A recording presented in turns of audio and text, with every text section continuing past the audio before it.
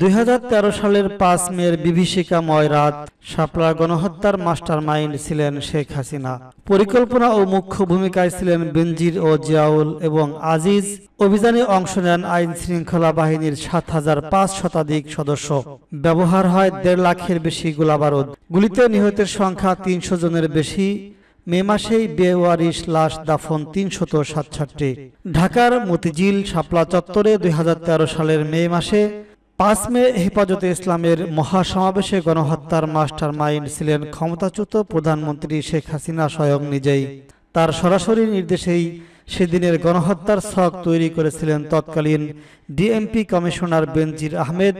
গণহত্যার পরিকল্পনা ও চূড়ান্ত বাস্তবায়নে বেনজির আহমেদের সঙ্গে মুখ্য ভূমিকায় ছিলেন র্যাবের গোয়েন্দা শাখার তৎকালীন প্রধান লে কর্নেল জিয়াউল আহসান এবং বিজিবির তৎকালীন মহাপরিচালক মেজর জেনারেল আজিজ আহমেদ।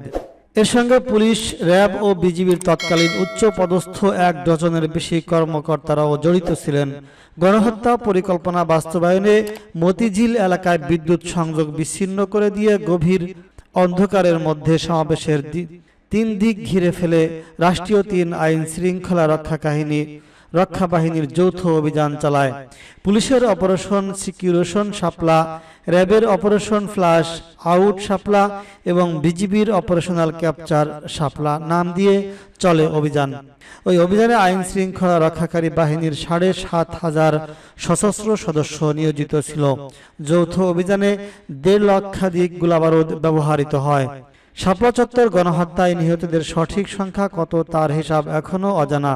তবে নৃশংস নিষ্ঠুর ওই ঘটনার অনুসন্ধান করতে গিয়ে বিভিন্ন সূত্র থেকে জানা গেছে শহীদের সংখ্যা 300-এরও বেশি। এর মধ্যে পুলিশ গোপন রিপোর্টের সংখ্যা 191 জন বলে একাধিক সূত্রে বলা হয়েছে। শাপলা চত্বর গণহত্যা নিয়ে মানবাধিকার সংগঠন অধিকার 2013 সালের 10 জুন প্রথম অনুসন্ধানমূলক রিপোর্ট প্রকাশ করে। তাদের প্রাথমিক অনুসন্ধান রিপোর্টে গুলিবিদ্ধ হয়ে হত্যার শিকার 61 জনের নাম ঠিকানা প্রকাশ করা হয়। আর আঞ্জুমানে মুফিদুল ইসলামের বেওয়ারিশ লাশ দাফনের রেকর্ড থেকে জানা যায় 2013 সালের মে মাসে অস্বাভাবিক 367টি বেওয়ারিশ লাশ দাফন করা হয়, যা প্রতি মাসে গড় বেওয়ারিশ লাশ দাফনের 4 গুণ বেশি ছিল।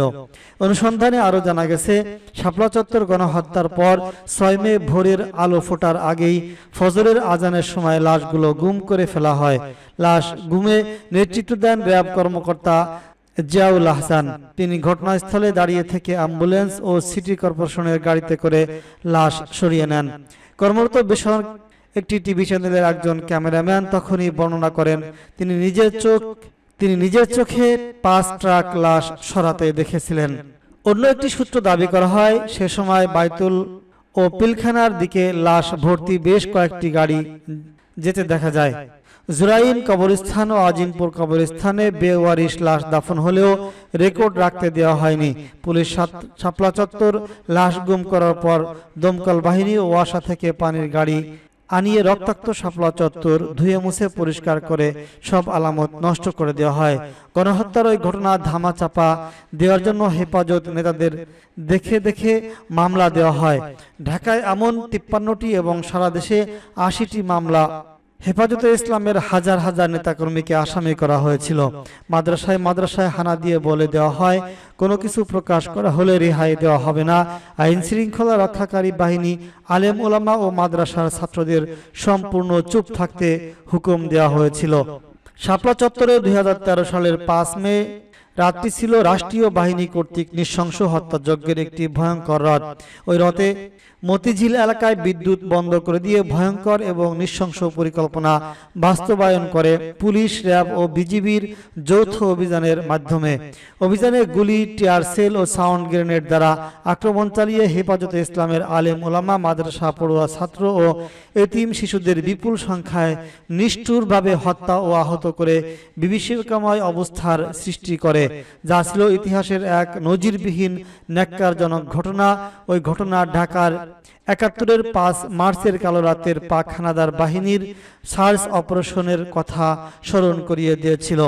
মুক্ত মতের নামে মহান আল্লাহ, মহানবী হজরত মুহাম্মদ সাল্লাল্লাহু আলাইহি ওয়াসাল্লাম ও ইসলামের মৌলিক বিধিবিধানের বিরুদ্ধে এক শ্রেণীর ব্লগার ব্লগে ও সামাজিক যোগাযোগ মাধ্যমে অশালীন ও কুরুচিপূর্ণ লেখালেখি একটানা চালাতে থাকে। ব্লগারদের এমন সাম্প্রদায়িক উস্কানির ব্যাপারে তৎকালীন শেখ হাসিনা সরকার ছিল সম্পূর্ণ নিশ্চুপ।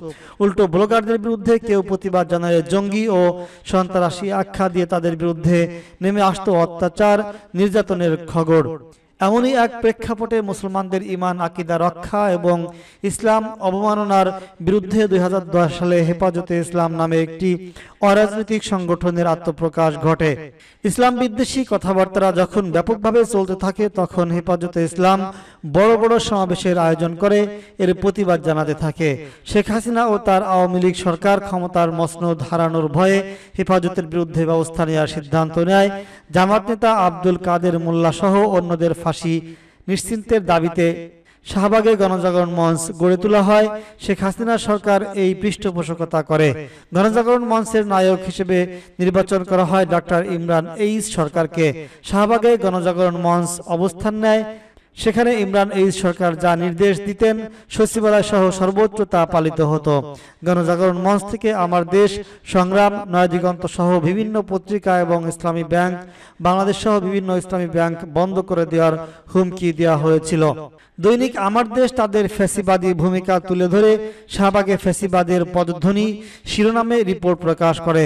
শাহবাগীদের ইসলাম বিদ্বেষী অবস্থান ও ফ্যাসিবাদী আচরণের প্রতিবাদে হেফাজতে ইসলাম রাজধানীতে বিশাল সমাবেশ করে। 13 দফা দাবি মেনে নেওয়ার জন্য সরকারকে 2013 সালের 23 এপ্রিল পর্যন্ত আলটিমেটাম দেয়। দাবি মানা না হলে 5 মে 2013 ঢাকা অবরোধ কর্মসূচির ঘোষণা দেয় হেফাজতে ইসলাম বাংলাদেশ, কিন্তু ওই দাবি সরকার মানেনি। ফলে 5 মের নির্ধারিত দিনে সারা দেশ থেকে লাখ লাখ উলামা, মাশায়েখ ও তৌহিদি জনতা ঢাকা আসতে থাকে। ঢাকা মহানগরীর 6টি প্রবেশ মুখে আইন শৃঙ্খলা রক্ষাকারী বাহিনীর অবস্থান নেয়, কিন্তু লাখো জনতার বাঁধ ভাঙ্গা স্রোত আটকানো যায়নি। বেলা 11টা থেকেই বিশাল বিশাল মিছিল শাপলা চত্বর অভিমুখে রওনা হয়। এক পর্যায়ে মতিঝিলের শাপলা চত্বর সহ পুরো এলাকা স্মরণকালে বৃহত্তম সমাবেশে রূপ নেয়। কেঁপে ওঠে শেখ হাসিনার মসনদ। তৎক্ষণাৎ তিনি জরুরি বৈঠক বসেন, সমাবেশ ভণ্ডুল করার রাজনৈতিক সিদ্ধান্ত নেন। আওয়ামী লীগের তৎকালীন মহাসচিব সৈয়দ আশরাফ পুলিশ সদর দফতরে গিয়ে বিশেষ সভা করেন পুলিশ, র্যাব ও বিজিবি কর্মকর্তাদের সঙ্গে। ডিএমপি কমিশনার আগে থেকেই ছক অনুযায়ী পরিকল্পনা চূড়ান্ত করে রেখেছিলেন। রাতে সেই পরিকল্পনা অতি নিষ্ঠুর কায়দায় বাস্তবায়ন করা হয়েছিল। শাপলা চত্বরে পুলিশ, র্যাব ও বিজিবির যৌথ অভিযান রাত 10টার পর থেকে শুরু হয়। 3 দিক থেকে ঘিরে ফেলে আক্রমণ শুরু হয়। দক্ষিণে টিকাটুলির দিকটি সমাবেশের লোকজন চলে যাওয়ার জন্য খোলা রাখা হয়। রাত 1টা থেকে শাপলা চত্বর ও আশপাশের এলাকায় বিদ্যুৎ সংযোগ বিচ্ছিন্ন করা হয়। বিদ্যুৎ না থাকায় সৃষ্ট হয় অন্ধকার ভৌতিক পরিবেশের। রাত 2:15 থেকে অসহায় আলেম উলামা ও মাদ্রাসা ছাত্র শিক্ষকদের উপর শুরু হয় হত্যাযজ্ঞ ও গুলিবর্ষণ। ওই অভিযান যে কত ভয়ঙ্কর এবং লোমহর্ষক ছিল, আইন শৃঙ্খলা রক্ষাকারী বাহিনীর ব্যবহৃত অস্ত্র ও গোলাবারুদের সরকারি হিসাব থেকেই তা বোঝা যায়। স্বরাষ্ট্র মন্ত্রণালয়ের হিসাবে 5 মে 2013 এর অপারেশনে 1.5 লাখ গোলাবারুদ ব্যবহৃত হয়েছিল। এর মধ্যে ছিল 80,000 টিয়ার সেল, 60,000 রাবার বুলেট, 5,000 শটগানের গুলি এবং 12,000 সাউন্ড গ্রেনেড, পিস্তল ও রিভলভার জাতীয় ক্ষুদ্র অস্ত্র এবং এলএমজি, এসএমজি, চাইনিজ রাইফেলের 300 রাউন্ড গুলি ব্যবহৃত হয় ওই অপারেশনে।